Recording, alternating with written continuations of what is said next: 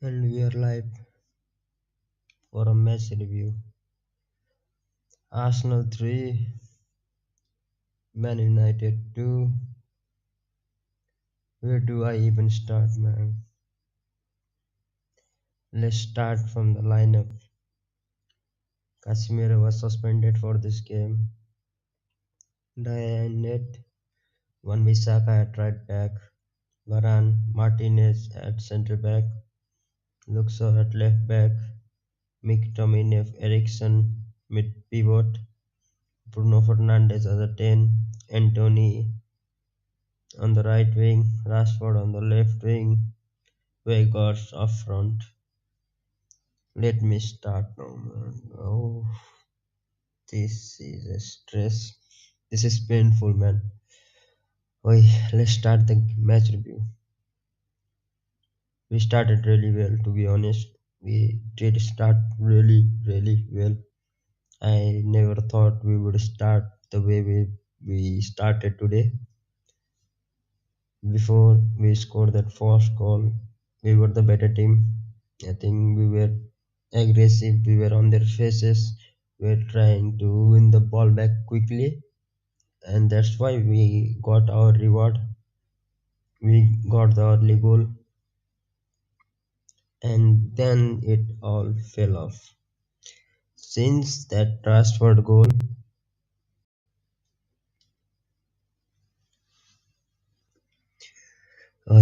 after we scored the first one, Rashford was that was a brilliant goal from Rashford. Even Ramsdale couldn't save. After that goal, Arsenal just wake up. They just wake up, man. They just bullied us everywhere, dominated the game from that minute 90, and take nothing away from Arsenal. They were the better side and they deserve all 3 points. After that, same old shit as last season, as last game against Palace. We just gifted them the ball where they wanted, and they went and attack, and they equalized through Nketiah.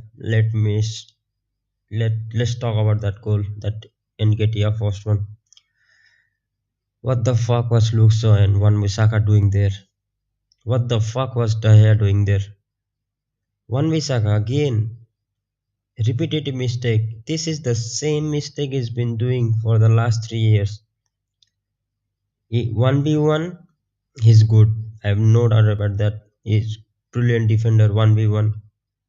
But in the air, I don't know. I don't know, man. He's fucking shit. In the air, aerially, he he doesn't know where the man is. He don't even have eye, man. When he have to be in the air, when he have to deal with someone in the air, his eye is closed. He's blind, totally blind, and he don't even know where his man was. And he just let Nketiah, who is not that great aerially, scores a header because of Luxor and Wan-Bissaka mistake. And after that, it was all Arsenal. They dominated us. I've said that thing in the match preview also, that their strong point is their midfield and our weakest one is our midfield. Our midfield is fucking shocking, man. We don't have legs at midfield. I don't know what Bruno offers. Sometimes it's brilliant. Bruno will never give you 7 out of 10 performance in regular games, consecutive games. Either he will give you 8, 9 out of 10, or he will give you 5 out of 10. That's his game. We have to accept it, man. And he does work really hard off the ball. So, and midfield, Eriksen, man, I've been saying it for the long time. Since that World Cup, since coming back from the World Cup, he's not the same Eriksen. I think he's exhausted. I think he's he has played way too many games. Even wish Ten Hag bought him. I thought that he might be a substitution player, maybe coming. He will be coming as a sub to have an impact. But Now he's starting every game.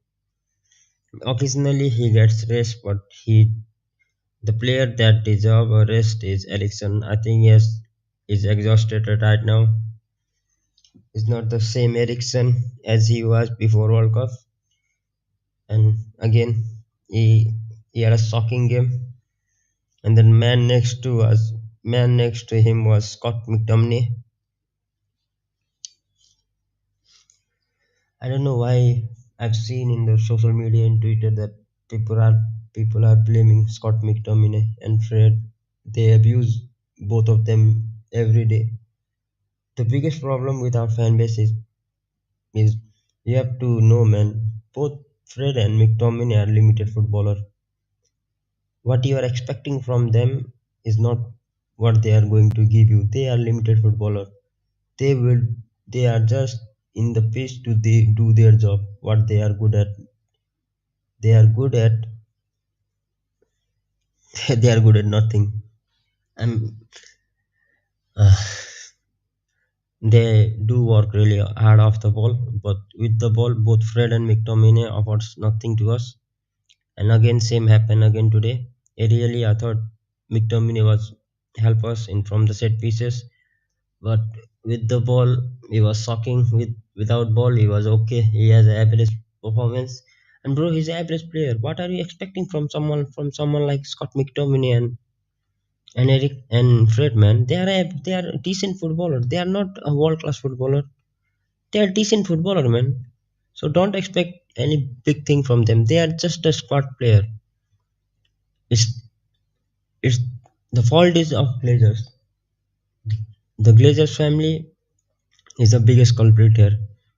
They didn't buy the midfielder, and now look at us. We have to play McTominay, Fred together.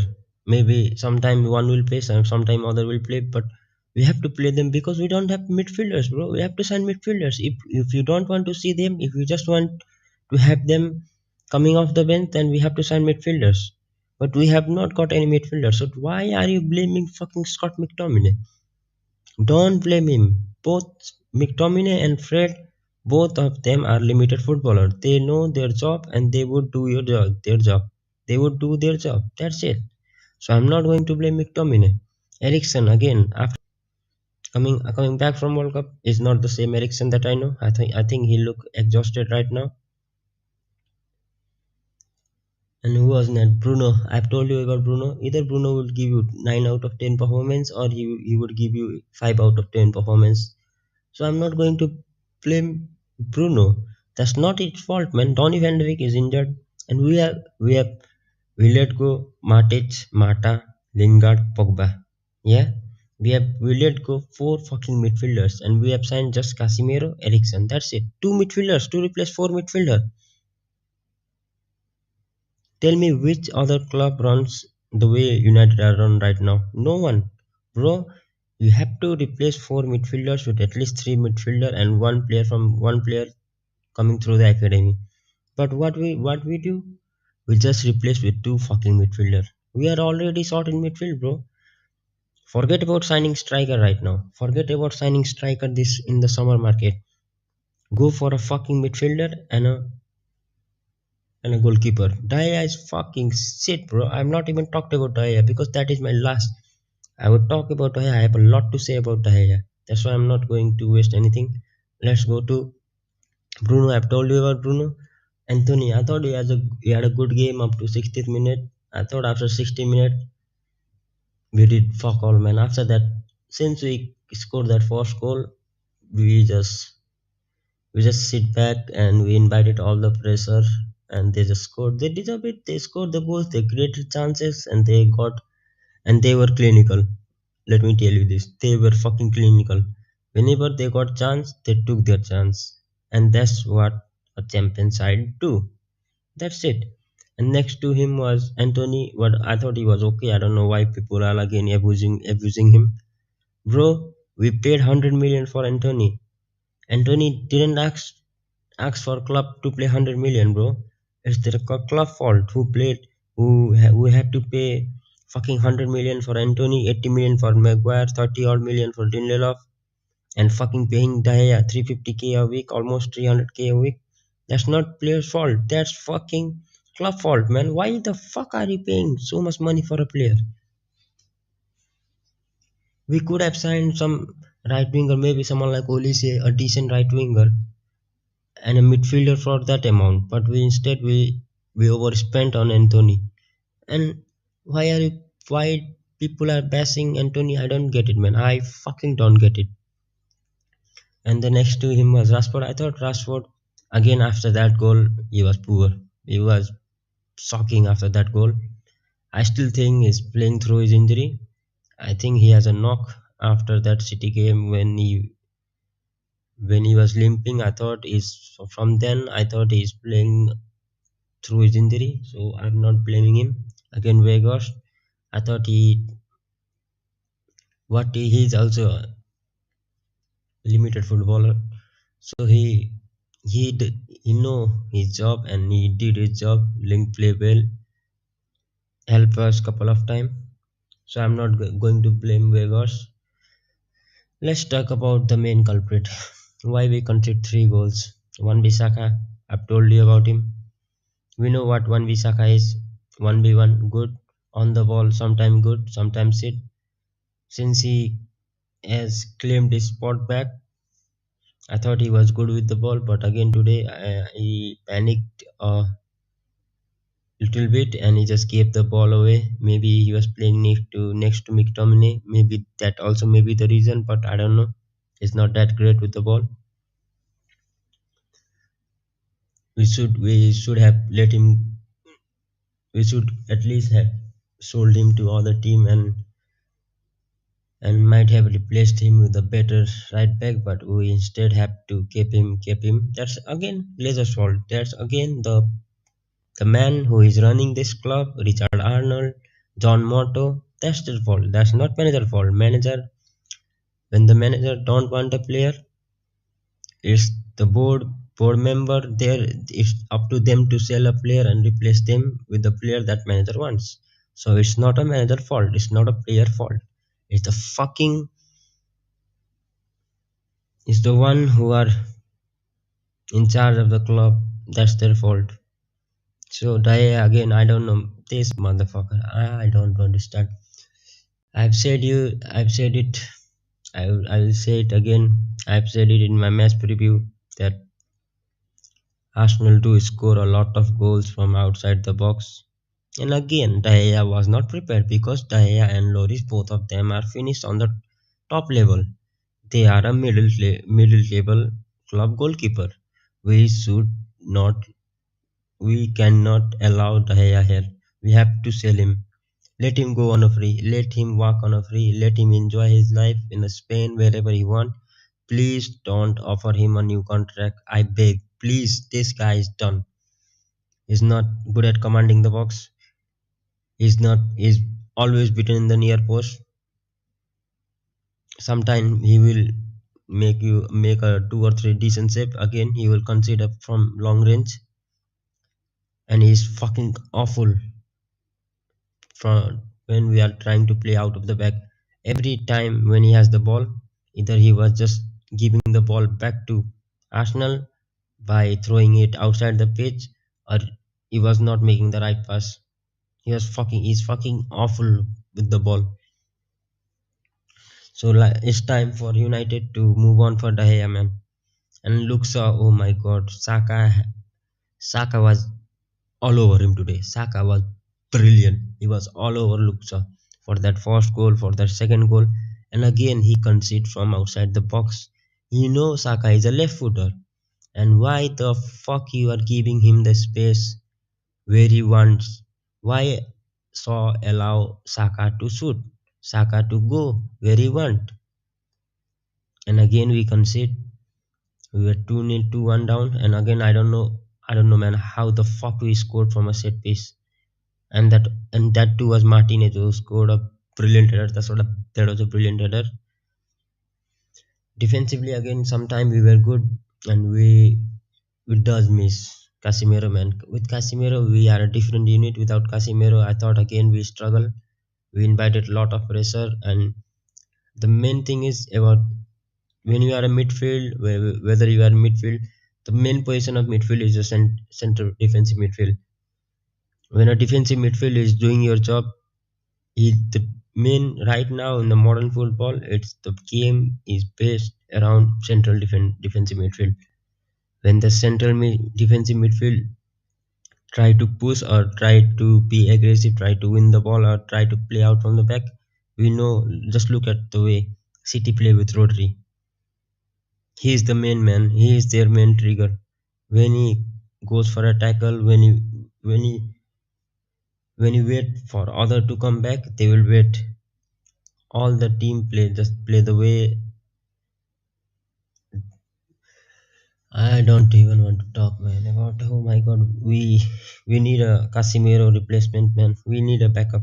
There is no one as good as, even not in his half as good as Casemiro. We need a defensive midfielder because all the team right now, when Liverpool were brilliant, they were, all the things were going through Fabinho. City, it was Fernandinho, Rodri, and now Arsenal with Thomas Partey. Before with Chelsea, it was Kante, Matic. So in modern football, the main player is defensive midfielder. The defensive midfielder is the main trigger.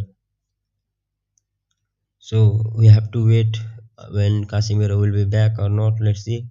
So we really missed him, and we were not able to protect the back line. That's why, because without Casemiro, we can we they just dominated us. I told you about this in my match preview. Their biggest, their strong point is their midfield, and our weakest point is our midfield. And that was a battle, and they win the battle, and they win the game. That's it, man. That's simple. I thought Ericsson again. Sometime he just gave the ball away too easily, and Arsenal just knew that United midfield don't have a leg and they can run through us. They were running at us, man. They were running through us. They were just going through us as if we don't even have a midfield. It's it's about Arsenal midfield and attack against our defense. And sometime Wan Bissaka did help us today. I have to give his flower because he did help us sometime, I but he still have a lot of things to improve. So let's see, man. Luke Shaw again. Saka had him on a toast. Rashford and Weghorst and Antonio. I don't want to blame Rashford, but because we did not created anything for them. So when you lack creativity in the midfield, when your midfield can't even control the game, I can't blame my forward at all. All the battle was with men. Today's main culprit was our goalkeeper, left back, right back, and midfield. And I don't get it, man. The two things, especially I'm going to talk about today for this match review is about Luxa and Daya. I've told you about Daya. It's time for Daya to go. We need a modern day goalkeeper. He's fucking shit from the long range. He can't command his box. He's fucking terrible with the ball. So why are we keep giving him a contract again? Just let him go. Let him enjoy his life now. He's done with United. It's time. It's time to say thank you, Daya, for all this movement. It's time to go. We have to move on. We have to be ruthless now. And my main problem is with Luke Shaw. Someone like Luke fucking Shaw. You know what? Whenever he plays well, I always give him credit. But one thing that I have learned with this team, especially with the play with the likes of Luke Shaw, is that from Luke Shaw, so I have an agenda against Luke Shaw. I have to tell you right now because whenever we signed a left back, I don't know how this guy just just start to play on a different level. I first saw it when we brought Brendan Williams through the rank, and again when Luxa had to fight for his position, again then Luxa was on different level, and he just went and he just went zoom downside. He just went down again after that when he just realized that now I had to fight for my position, and now I am the first left back. Now I can sit back and relax. Now this is my position. Brandon Williams is nowhere near to me. Now I can just relax, and from there His form, his everything, his energy, whatever he brings come downside, and he start to fall off. And then we sign Alex Telles again. Again now looks to have a competition. Again he looks to have a competition, and he fight for his place, and then he again get his place back. He played brilliantly that season. He was the best left back in that COVID season. I have to give him his credit. He was the best left back at that point. And when he realized that he had to again fight for his position, and now the spot left back position is all his. Then again he sit back. He just decide to sit back, and he just relax there, and then again his form go down zip, downside again zip, like zip. His form go downside. Then again, now this season we signed Malaysia. Malaysia again started really well, just like Dallas, just like Brandon Williams. Again, Luxa has to fight for his position, and again this time when he start to realize that it's his position now, he is the main player, he is the key player, he is the first choice left back. Then again, now this game we have already seen against Saka. Saka had him on a toast. I think Luxa, for me, his mentality is my biggest issue. He's a good player. He's technically one of the best left back in the Premier League right now. But mentally, I think his head is whenever he realized that he is the first choice left back, he just I start to play fucking shit. He just start to have a poor performance, and whenever he have a competition, he just blossom with the competition, and he will come out of top. So if you want to compete for the top spot, you want every player to be play at a top level. For with the likes of Luke Shaw, I don't think they are made for the top club. Either he will, when he have a competition, he will take the challenge and then play brilliantly. And when he realize that left back position, he is the first choice left back, his form will give deep down. So it's time for United to think about him. It's time for United to not offer Luxa anymore new contract. I don't care, man. Time for United to move away from Luxa. Mentally, he's not ready. I don't think mentally he's ready right now. Who do I talk now? Let's talk about Ten Hag. Ten Hag again made the wrong decision. Started with Ericsson. Ericsson, I've been telling in every watch along, man. Ericsson, he looks exhausted right now. Time for United to rotate him. We should have started Fred instead of Ericsson, because Fred offer us something different, some more legs, some more energy. He will chase his man down. He will win the ball back quickly, and he will win the ball back in opposition territory. But we decide to go with Ericsson, and they ran through us. It was all Ten Hag, just like Palace game. Ten Hag should have made that Casemiro change, but he decided not to, and then he was booked. And again in this game, he should have started Fred, but instead he decided to start with Ericsson. And he made the. I thought for a second, I thought Fred did well. He chased down his man, but he should have subbed maybe Garnacho on, man. I don't know why he took Anthony off for Fred. He should have taken Ericsson off for Fred instead of fucking Anthony. Anthony had a good game, man. I don't know why people are blaming him. He had nothing. They created fuck all. Our midfield created nothing, and I don't know why people are bashing him. So then again, I thought Ten Hag again make another wrong decision. He did not bring Garnacho at the right moment, and that cost us again. Same old shit, same old mistake, just against Palace.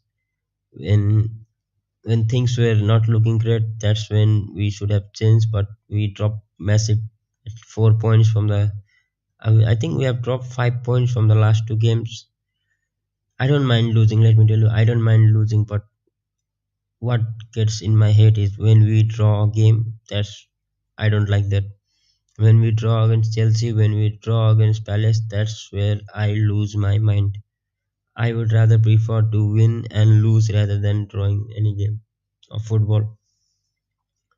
So the next case, in the next case was we don't have any impacts of, and no, we do who do we have? Martial is injured, Sancho is yet not ready, and we have fucking nobody. We just have kid Pelestri, Garnacho. We could have brought Garnacho on quite early, but we decided not to, and that cost us Daya again. I've told you about Daya. That's it, man. And who we should be, I think, go and get talisman, go get midfielder, man. We missed out on Trossard already. We could have signed Trossard. We need a player. We need players. We need midfielder. We need a midfielder first. Then we need a goalkeeper. Then we need a striker. If I have to choose, my first priority would be a goalkeeper and a midfielder. Then I would go for a striker. And you don't have to think about it, man. Now the gap is, after dropping 5 points, we just have a five or 6 point gap with Tottenham Hotspur. So the alarm bell should be on for all this player and the manager. I don't know how we concede every time they had a chance, letting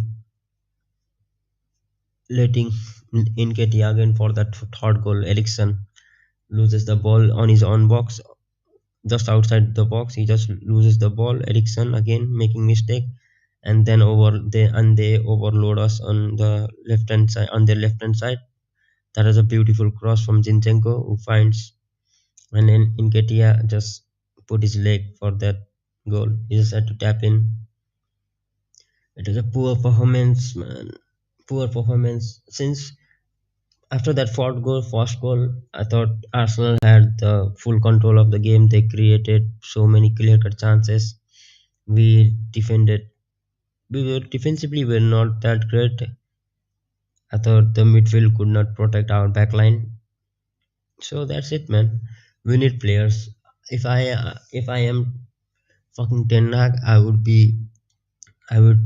tomorrow morning I would chat with John Motto and Richard Arnold. I will tell them straight away, go fucking sign me talisman from Leicester City. He is running out of his contract, just 6 months left on his contract. Just pay them 10 million, get a midfielder ASAP. We need a midfielder. We need some extra leg to help Christian Eriksen. Eriksen cannot play the whole game. Eriksen will be a good player, and I know he's a good player, but he cannot play for the 90 minutes. That's only my issue. You can play him for the first 60 minutes, you can bring him for the last 30 minutes, but just for that we have to sign a midfielder. Go sign someone like Talisman for this season, and then again next season go for a better goalkeeper and a striker. So again, Arsenal deserve to win. They were the better team.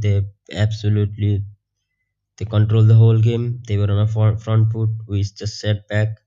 We allow all the pressure, and De Gea crumbled whenever required. He just made one decent save. That's it.